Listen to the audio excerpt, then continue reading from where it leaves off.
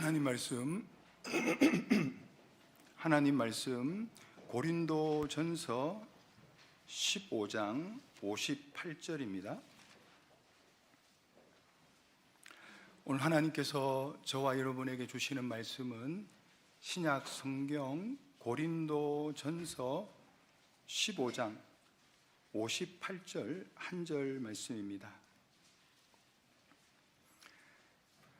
신약 283페이지 전후로 살펴보시기 바랍니다.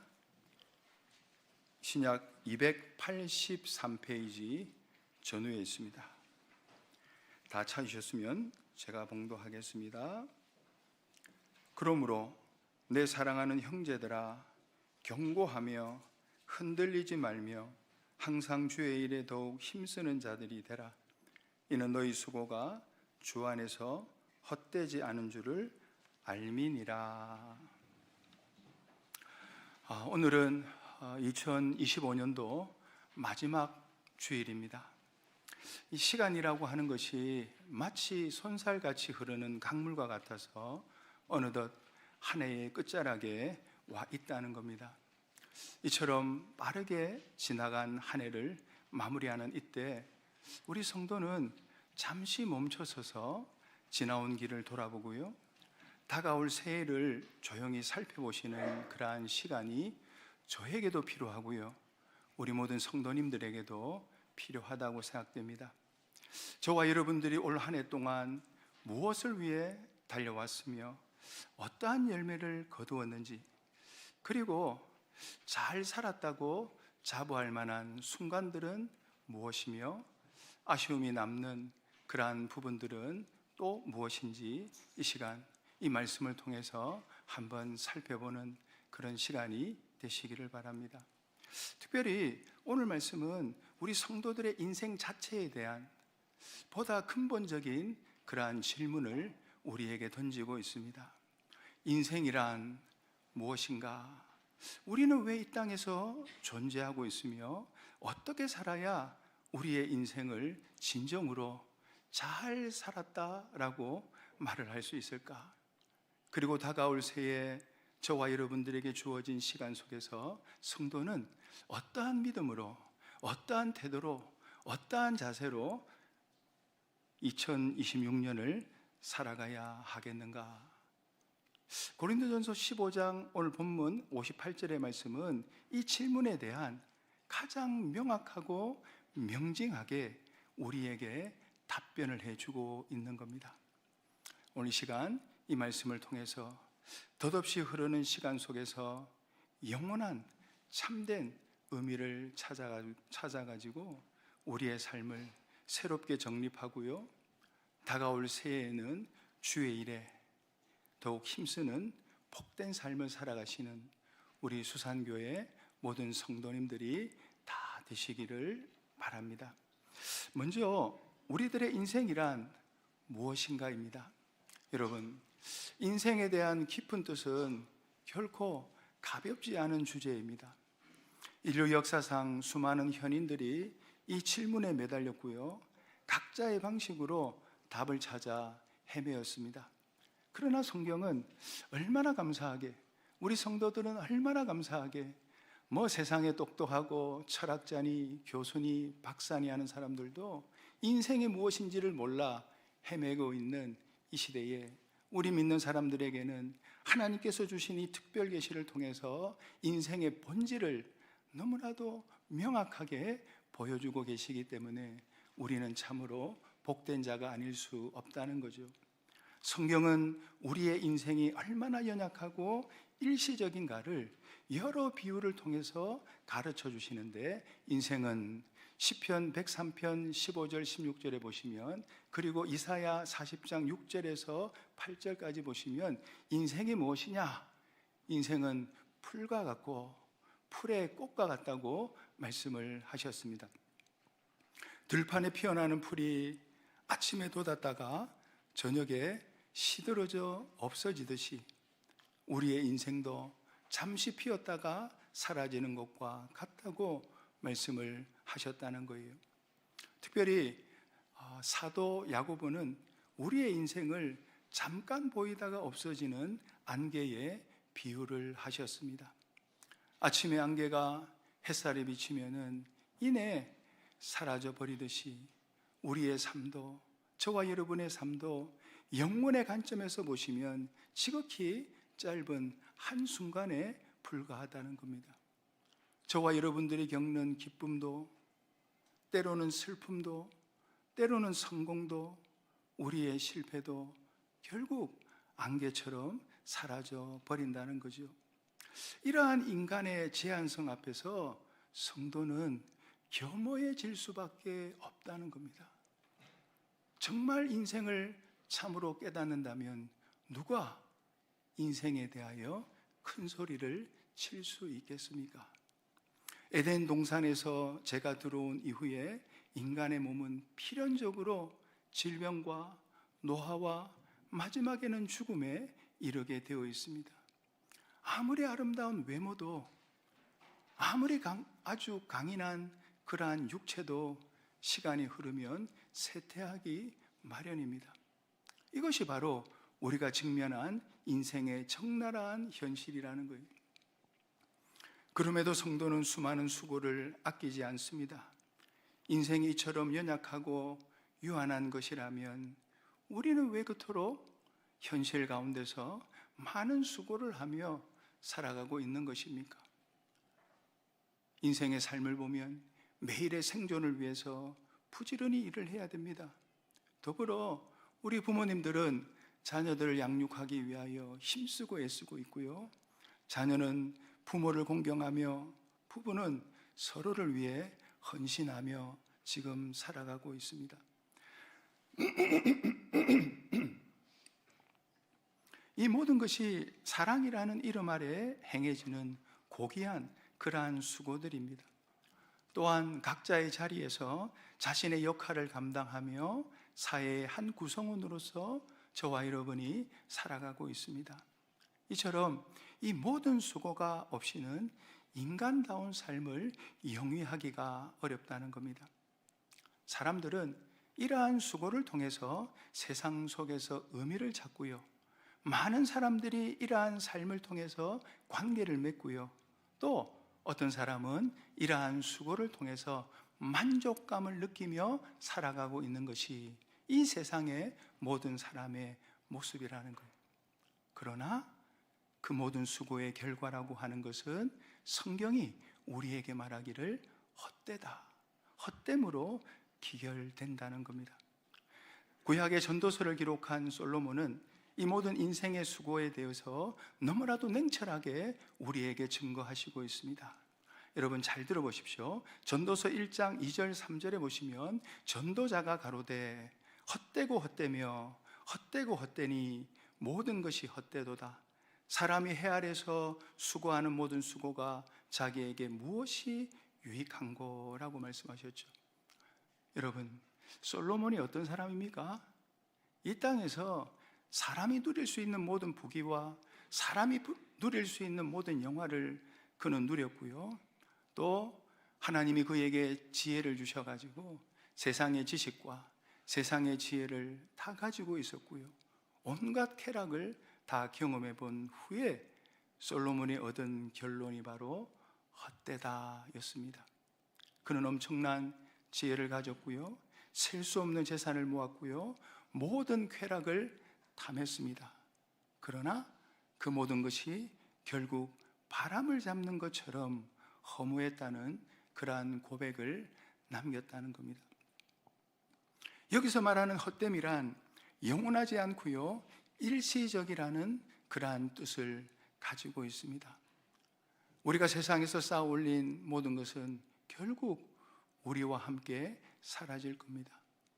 지금 내가 가지고 있는 명예도, 지금 내가 소유하고 있는 그 재산도, 심지어 우리의 육신도 모두 흙으로 돌아갈 것입니다. 그렇다면 우리의 이 모든 수고가 아무런 의미가 없는 것입니까? 우리의 삶은 그저 허무한 몸부림에 불과한 것입니까? 여기에 굉장한 우리 믿는 성도의 비밀이 있다는 거예요. 오늘 이걸 잡아야 됩니다. 인생에게 헛되지 않은 유일하고 영원한 수고가 있다. 그걸 지금 사도 바울이 고린도전서 15장 58절의 말씀을 통해서 증거하고 있다는 거예요. 세상 사람들처럼 허무하게 헛되게 사라지는 거기에 우리의 모든 것을 걸지 마시고요, 영원히 가고 가도 없어지지 아니할 이 세상에서도 우리 주님에게 칭송받고 영원한 하늘나라에서도 칭송받고 찬송받고 찬양받을 수 있는 그러한 수고가 있다는 겁니다. 그게 바로 뭐냐? 그게 바로 주의 일이라고 우리에게 말씀하고 있죠.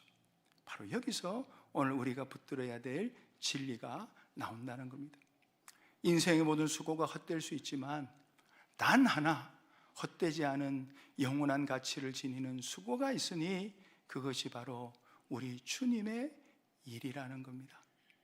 주의 일은 영원한 하나님의 나라에서 별과 같이 빛나는 영광스러운 수고입니다. 어디에 이 말씀이 있습니까? 다니엘서 12장 3절에 이 말씀이 있죠. 별과 같이 빛나는 그러한 놀라운 은혜가 있다는 겁니다. 그리고 이 주의 일이라고 하는 것은 냉수 한 그릇의 수고도 결단코 잃지 않는 일이라고 마태복음 10장 42절에 말씀하셨다는 거예요. 오늘 이 예배를 드리기 위하여 주차로 봉사하신 분들, 안내로 봉사하신 분들, 또 찬송 인도로 봉사하신 분들, 사회로 봉사하신 분들, 피아노 반주로 봉사하신 분들, 더불어 이 예배에 참석하여 함께 우리가 하나님 앞에 예배드리는 이 수고가 여러분 절대로 없어지지 않는다는 겁니다. 또한 마태복음 6장 19절에서 21절까지 보시면 주의 일은 보물을 하늘에 쌓는 일이라고 우리에게 말씀하고 있죠. 자, 그렇다면 여러분, 과연 주의 일이라고 하는 것이 무엇입니까? 그것은 우리 예수님께서 이 땅에 오셔서 힘써서 하신 일을 보시면 알 수가 있는데, 예수님께서 이 땅에 오셔서 하신 일이 어떤 일을 하셨습니까? 복음서를 보면 주님께서는 사생애와 공생애를 사셨는데, 사생애는 많이 나와 있지 않고 주님이 사신 공생애가 마태복음, 마가복음, 누가복음, 이 공간복음을 통해 가지고 주님이 어떻게 복음 사역을 하셨는지에 대한 말씀이 나오는데, 예수님께서 이 땅에 오셔서 하는 일은 사랑하는 하나님의 택한 백성들을 구원하시는 이 일을 하셨다는 거예요.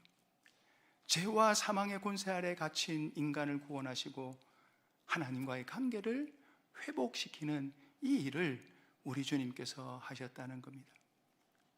오늘 기도하신 우리 장로님의 기도와 같이 조금 어려운 말로 주님의 사활대속 공로의 은혜의 역사를 이루셨다는 거예요. 주님이 죽으시고 주님이 부활하심으로 말미암아 우리들에게 영원한 생명을, 구원을 베풀어 주셨다는 겁니다. 그러므로 주의 일이라고 하는 것은 조금 구체적으로 우리가 나누어 본다면 전도하는 일입니다. 전도란 복음을 전하여 죽어가는 영혼을 살리는 일이 바로 주님의 일이라는 거예요. 우리가 나가서 예수님을 모르는 사람들에게 복음을 전해서 그분들이 예수님 믿도록 인도하는 일이 전도이고요, 하나님의 이 비밀의 말씀을 모르는 사람들에게, 하나님의 이 성경의 말씀을 잘 모르는 사람들에게, 초신자들에게, 성경을 깨닫지 못한 사람들에게 성경을 가르쳐 주는 것도 전도라는 겁니다. 더 나아가서 어떤 게 주의 일이냐? 교회가 우리 성도들을 양육하는 일이 주의 일입니다. 교육하는 일이 주의 일입니다. 그래서 사회교회의 특징 가운데 하나가 뭐냐? 교육입니다. 양육입니다. 양육이 없이는 결코 교회가 성장할 수 없고 성도들이 자랄 수 없다. 하나님의 성도들에게 그렇다고 해서 교육한다고 해가지고 말입니다. 자, 교회 이름 말하기는 그렇지만은 교육한다고 해가지고, 제가 서울에 있을 때, 사익동 교회에 있을 때 기도실이 구기동에 있습니다. 종로구 구기동에 있는데, 그 구기동 바로 옆에가 여러분이 잘 아시는 평창동입니다. 평창동과 구기동이 붙어 있어요. 근데 그 평창동에 어떤 교회가 있는데, 큰 교회가 하나 있는데, 제가 기도하러 갈 때마다 그 앞으로 이렇게 갈 일이 있으면 가보면 이 프랜카드가 걸려 있습니다. 그래서 뭐가 걸려 있느냐 보면은 우리 교회에서 이번에 뭐 요가를 가르쳐 드립니다. 뭐 필라테스를 가르쳐 드립니다. 또 뭐 붓글씨를 가르쳐 드립니다. 또 심지어 바둑도 가르쳐 드립니다. 또 어떤 때는 골프도 가르쳐 드립니다. 다 가르쳐 주는 거예요. 거기 보면 뭐 프로그램이 얼마나 많은지. 여러분, 그런 거는 교회가 안 해도 사회에서 잘 하고 있습니다. 사회복지사들이 복지센터를 통해 가지고 말 안 해도 그런 거는 뭐 동사무소나 행정복지센터에서 얼마나 잘하는지 몰라요. 또 뭐 영어를 가르쳐 준다. 여러분, 요즘요 영어는 학원 가면 얼마나 잘 가르쳐 주는지 모릅니다. 굳이 교회에서 그렇게 할 필요 없다 그 말이에요. 교회가 교육해야 될 부분은 뭐냐?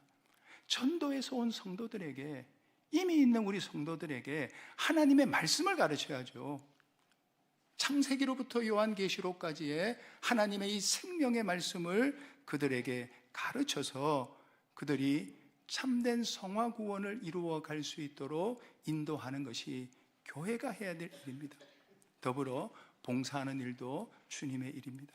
하나님의 사랑으로 예수 그리스도의 사활 대속 공로의 은혜를 가지고 이웃들을 돌보고요, 이웃들을 섬기는 일, 섬길 때에는 하나님의 사랑을 가지고 섬겨야 되는 겁니다.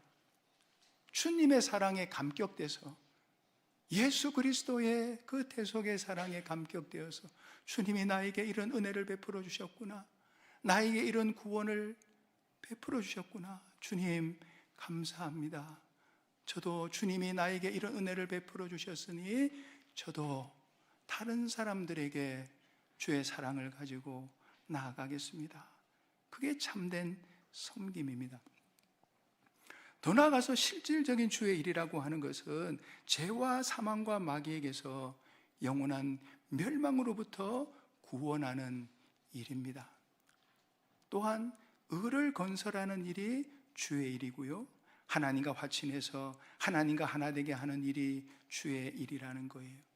그래서 우리가 교회 와서 모든 성도님들과 관계를 가질 때에 그 깨어진 관계를 회복시키는 화친의 역사가 있는 그 교회가 주의 일을 하는 교회라는 거예요.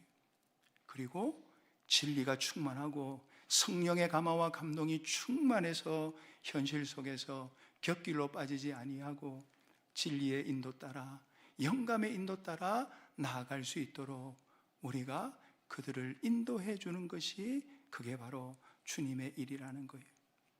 또한 주님이 어떤 일을 하셨습니까? 주님이 그리스도의 직을 감당하셨습니다. 예수 그리스도잖아요. 이 그리스도의 직이라고 하는 것은 3직입니다. 첫째가 제사장의 직인데, 우리 주님은 제사장이 되셔서 하나님과 우리 사이를 연결시켜주는 이 직을 감당하셨습니다. 선지자의 직은 하나님의 귀한 생명의 말씀을 깨달아 이 복음을 증거하는 것이 선지자의 직이고요, 왕직은 하나님의 왕이시니 하나님을 왕으로 모시고 그분을 온전히 섬기며 그분 앞에 복종의 걸음을 걸어가는 것이, 이것이 바로 왕직이라는 거예요. 이 일을 하는 것이 우리가 해야 될 일입니다. 한 번은 예전에 있던 어떤 교회에서 어떤 집사님이 저에게 물어보더라고요. 연세가 지긋하신 분인데, 목사님, 천국 가면 영생한다 그러는데, 나이가 많으신 분이었어요. 많으신 분이었는데, 천국 가면 영생한다 그러는데 내가 지금 나이가 이렇게 많은데, 이 세상살이도 이렇게 지겨운데 천국에서 영원히 살면 얼마나 지겹겠습니까? 그래 얘기를 하시는 거예요. 그래서 제가 그분에게 그랬습니다. 집사님, 천국이 지겨우면 천국이겠습니까? 절대로 지겹지 않습니다. 천국은 그리스도의 나라입니다. 이 땅에서 그리스도의 직을 예비해서 내가 제사장으로, 내가 선지자로, 내가 왕으로 그리스도의 직을 예비하고 준비해서 하나님과 모든 사람들을 연결시켜주고 사람과 사람 사이를 하나님의 말씀과 진리로 영감으로 연결시켜주고 이 중보의 역할을 감당하고 하나님의 말씀을 증거하고 그리고 하나님께 순종의 모습을 많은 사람들에게 보이는 이 연습을 하다가 천국 가면 우리가 무슨 일을 하느냐? 우리의 기업이 무엇이냐? 천국에서 영원토록 하나님의 대리 시은자로, 대리 통치자로 그리스도의 직을 감당한다, 그 말이에요. 그렇기 때문에 천국은 지겹지 않습니다. 또 하나, 하나님은 무한하시고 완전하신 하나님이시기 때문에 그 무한하시고 완전하신 하나님을 영원히 닮아가는 영화로 나아가기 때문에 천국은 지겹지가 않다는 거죠.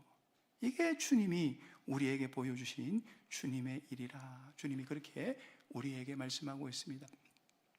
자, 그렇다면 이러한 주의 일을 감당함에 있어 우리가 흔들림이 없이 나아가기 위해서는 오늘 본문을 통해서 사도 바울이 4가지로 이 주의 일을 함에 있어서 꼭 기억해야 될 4가지 부분을 말씀합니다.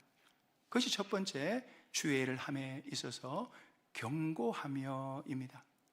경고한다는 것은 이것이 옳다, 주님이 우리에게 가르쳐 주신 이 진리가 옳다, 이것이야말로 정말 가치가 있다 하는 확고한 가치관, 확고한 정체성, 깊은 진리의 깨달음에서 나오는 흔들리지 않는 믿음에 굳게 서는 것을 말씀하고 있다는 거죠. 저와 여러분이 주님의 일을 감당하는 것은 우리가 그냥 취미 활동으로 시간이 남으니까 우리가 주의 일을 하는 것은 아닙니다. 그렇잖아요.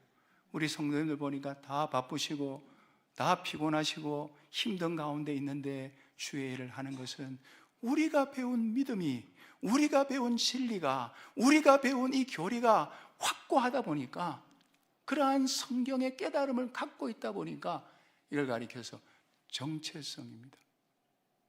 우리 교단의 이름이 뭡니까? 예수교 장로회 한국 총공회. 우리 총공회는 총공회다운 교리가 있고 신조가 있고 행정이 있습니다. 그래서 저는 늘 우리 성도님들에게 이 정체성에 대한 설교를 많이 합니다. 우리 성도님들이 수산교회 와서 신앙생활을 하는 것은 우리 교단의 정체성을 갖고 있기 때문에 신앙생활을 지금 하고 있는 겁니다. 아니면 우리도 그만 합동측으로, 아니면 어느 보수 교단으로 정체성이 없으면 가버려야 되는 거예요. 우리가 배운 이 교리가 우리는 최고라고 믿고 있고, 이 교리가 참된 성경의 깨달음이라고 우리는 믿고 있고, 이 교리를 믿는 그 신조, 그 믿음을 가지고 현실 가운데서 순종의 걸음을 저와 여러분이 갖고 있는 거죠. 그렇기 때문에 여러분 경고해야 됩니다. 흔들리면 안 됩니다. 경고해야 이 주의 일을 감당할 수 있습니다. 경고하기 위해서는 내 안에 있는 그 말씀과 영감과 그 믿음과 우리가 가지고 있는 그 교리가 분명해야 됩니다. 이것이 옳다, 이것이 바르다, 이것이 참된 깨달음이라고 하는 그 정체성을 바르게 가지고 있어야 경고할 수 있다는 거예요. 두 번째는 흔들리지 말아야 되는 겁니다.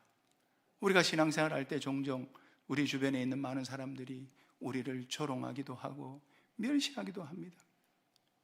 때때로 다른 일에 더 큰 가치와 중요성을 느껴서 주의 일을 뒤로 미루고요, 또는 신앙생활을 오래 하다 보면 곤태감이 생긴다 그 말입니다. 신앙의 곤태감, 또 식상함, 또 피로감이 몰린다는 거예요. 내가 이렇게까지 주의 일을 해야 되나? 내가 이렇게까지 피곤하게 주님의 일을 해야 되는 것인가? 여러분, 주님의 일이라고 하는 것은 다른 사람 때문에 하는 게 아닙니다. 목회자 때문에 하는 것도 아닙니다. 우리 목회자는 성도들 때문에 하는 것도 아닙니다. 우리 주님이 우리에게 맡겨주신 지상 명령이고 우리가 이 땅에서 감당해야 될 일이기 때문에 주님이 우리에게 명령하시고 말씀하시고 우리에게 주셨기 때문에 저와 여러분이 이 일을 감당하는 겁니다. 그러나 이 일을 감당할 때에 그만 열정을 잃어버리고 처음 사랑을 잃어버리고 시간이 지나면 지날수록 권태감에 식상함에 빠질 수가 있다는 거예요. 그러기에 정말 주의 일을 함에 있어서 우리의 마음이 세상의 유혹이나 개인적인 감정에 흔들리지 않도록 우리의 믿음을 지키고요, 영원한 것을 향한 굳건한 자세와 믿음의 태도를 우리는 가져야 됩니다. 그리고 항상입니다. 주의 일은 변함없이 꾸준하게 계속적으로 지속적으로 주의 일을 감당해야 됩니다. 우리들의 신앙생활은 일회성이 아니라 매일의 삶 속에서 주님과 동행하는 지속적인 신앙이 되어야 됩니다. 한 번 시작한 주의 일을 끝까지 완주하며 어떠한 상황 속에서도 주님과의 관계를 붙들고 나아가야 된다. 네 번째가 더욱 힘쓰라입니다.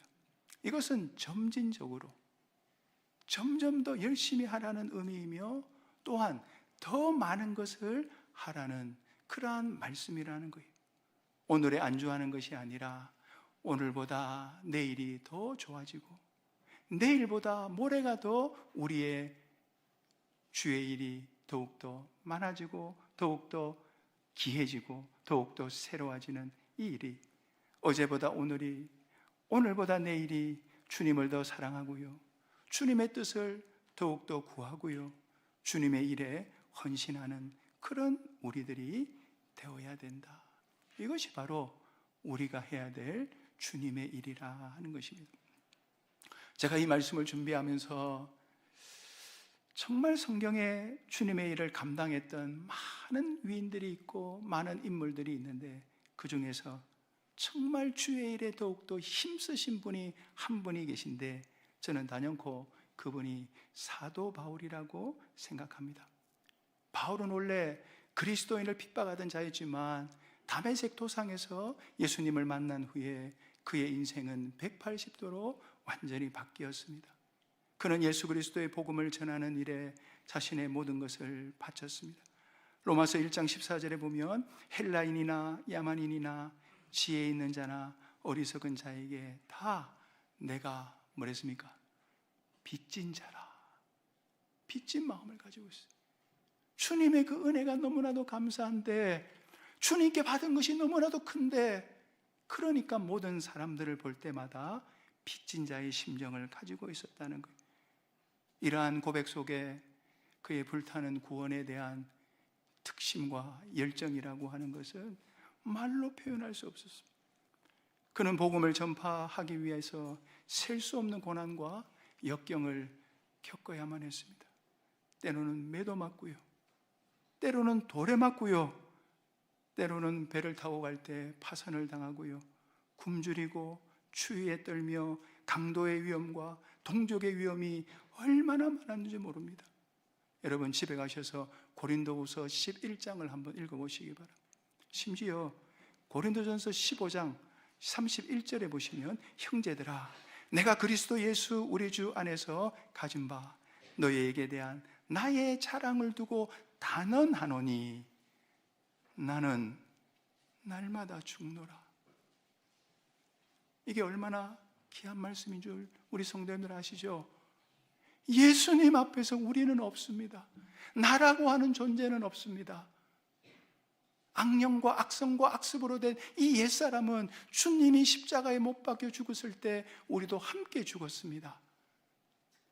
우리가 살아난 것은 피와 성령과 진리로 새 사람으로 우리 주님이 저와 여러분을 살려주셨다는 거예요. 그래서 사도 바울은 이 교훈을 깨닫고 나 자신은 나의 것이 아니라 다 주님의 것인 것을 깨닫고 주님 앞에 주의 일에 사람을 구원하는 이 일에 자기의 모든 것을 다 드려 충성했다는 거예요. 어떠한 현실 속에서도 사도 바울은 흔들리지 않았습니다. 그래서 빌립보서 3장 14절에 보면 그랬습니다. 표대를 향하여 그리스도 예수 안에서 하나님이 위에서 부르신 부름의 상을 위하여 쫓아가노라. 그의 수고는 결코 헛되지 않았습니다. 그의 헌신과 그의 믿음과 그의 희생을 통해 수많은 이방인들이 이 복음을 듣고요, 주님께로 왔고요. 그는 지금도 우리가 읽고 있는 이 귀한 신약 성경 가운데 13권이나 성경을 남겨서 지금도 우리가 그분의 성경을 읽고 있습니다. 사도 바울은 1차 전도여행, 2차 전도여행, 3차 전도여행을 마치고 마지막 4차로 로마의 죄수로 감옥에 갇혔다가 풀려나서 그가 쓴 성경이 바로 디모데 전서와 디도서를 사도 바울이 기록합니다. 그리고 나서 다시 로마 감옥에 2차로 감옥에 들어가게 되는 겁니다. 이제 마지막 감옥살입니다.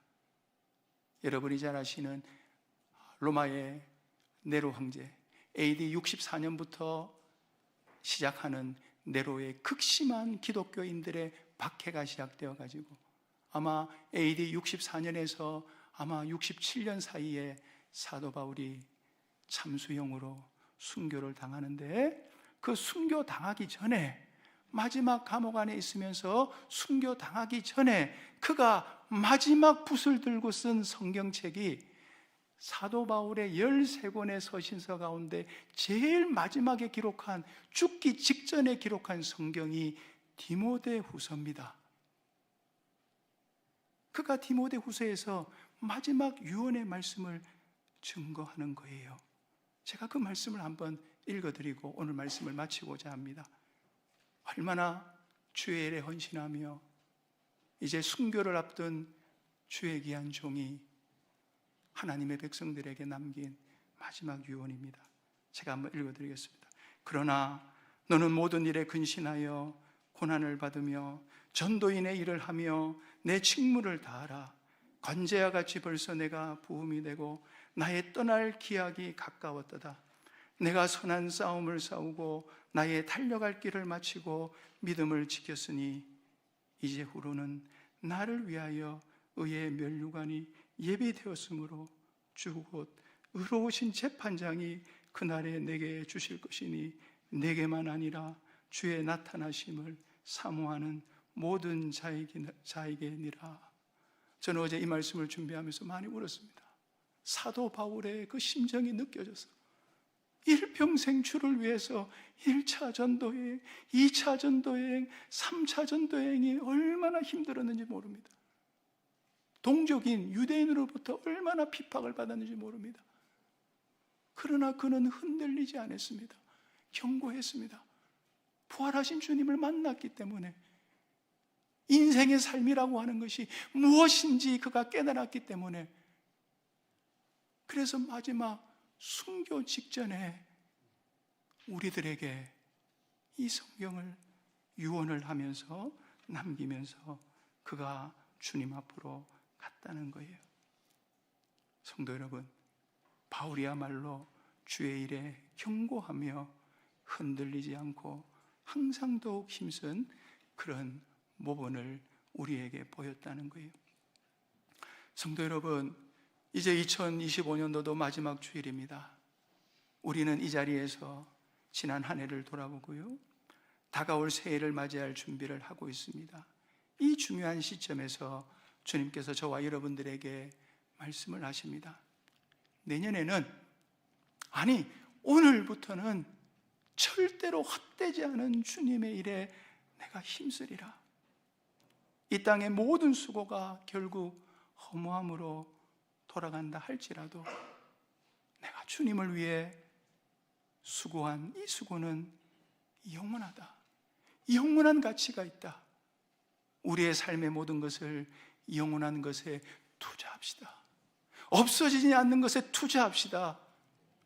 우리가 새로워지고 영원히 변화되지 아니할 우리의 영광과 상급과 그 기능을 위하여 투자하는 우리 수산교회 모든 성도님들이 되시기를 바랍니다.